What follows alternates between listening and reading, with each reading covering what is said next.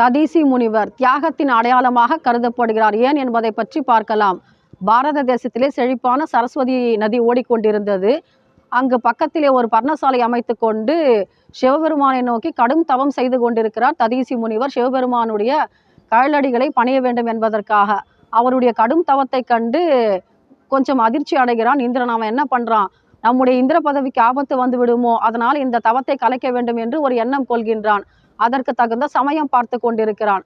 தேவர்களுக்கும் அசுரர்களுக்கும் போர் நடக்கிறது. அப்பொழுது விருத்ராசுரன் என்ற அசுரன் என்ன பண்றான், இந்த தேவர்களுடைய படைக்கலன்களை எல்லாம் திருடி கொண்டு போய் விடுகின்றானாம், கவர்ந்து விடுகின்றானாம். அதனால பயந்து கொண்டு தேவர்கள் என்ன பண்றாங்க, ததீசி முனிவரிடம் அளிக்கின்றார்கள் தங்களுடைய படைக்கல கருவிகளை.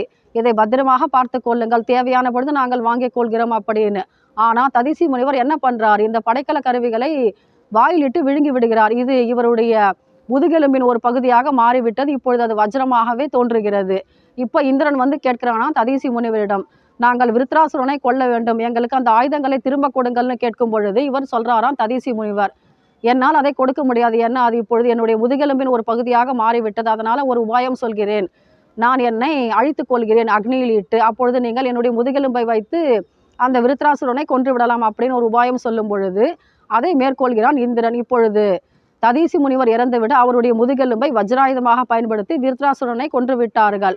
இது தியாகத்தின் அடையாளம்.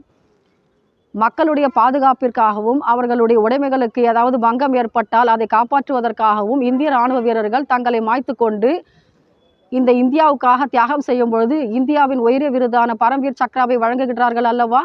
அதிலே இடப்பட்டிருக்கிற முதுகெலும்பின் படம் ததீசி முனிவருடையது. ஏன்னா இது தியாகத்தின் அடையாளம்.